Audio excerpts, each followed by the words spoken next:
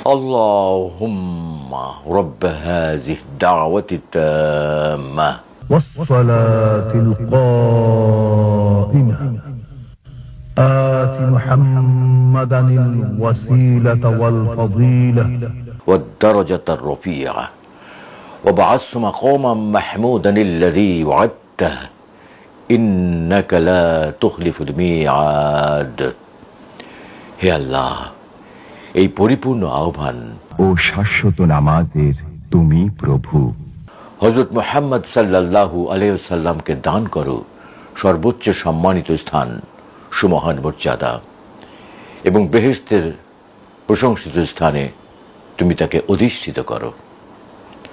নিশ্চয়ই তুমি প্রতিশ্রুতির ব্যতিক্রম করো না। বিজ্ঞাপনে কণ্ঠ দিয়ে আমি লাখের উপরে ডকুমেন্টারি করেছি এবং এটা আমার অভিজ্ঞতা, পাশাপাশি আবৃত্তি। তোমার ছবিটা দেখতে দেখতে ঘুমিয়ে পড়ি মা। অনেকদিন ঘুম হয় না, কাজের চাপে, সংসারের এটা সেটা করতে করতে কখন যে সময় চলে যায় টেরও পাই না। আমি সরকারি চাকরি ছেড়ে দিয়েছি কোনো ঘুষ খাবো না বলে।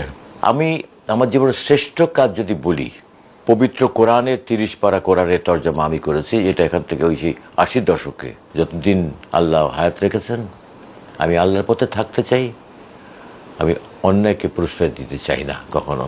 বহু মানুষ আমাকে ভালোবাসে, বহু মানুষ আমাকে শ্রদ্ধা করে, আমি তাদের কাছে সত্যি কৃতজ্ঞ। আমি আল্লাহর কাছে শুকর করি, কৃতজ্ঞ আমি। দর্শক, আমার সঙ্গে রয়েছেন একজন গুণী মানুষ, সৈয়দ ইসমত তোহা।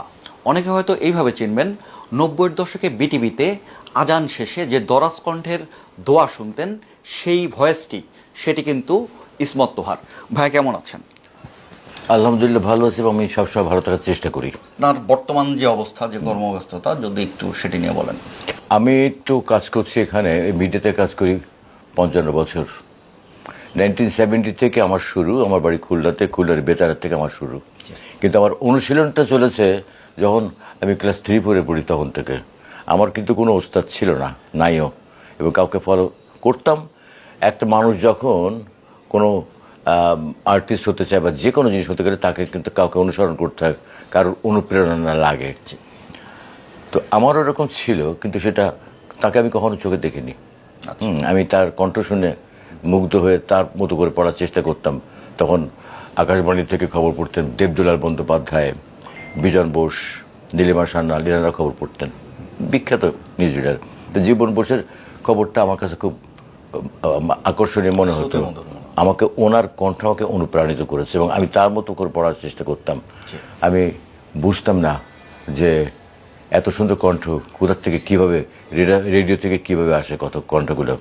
তখন তো বিটিভি অত ছিল না, বিটিভি মানুষ দেখতো, সবার বাসায় টিভি ছিল না। আমার বাবা খুব শৌখিন মানুষ ছিলেন, তো ওই শৌখিন মানুষের কথা, শৌখিনতার কারণেই আমাদের বাসায় সব কিছুই তখন আব্বা করতেন আর কি।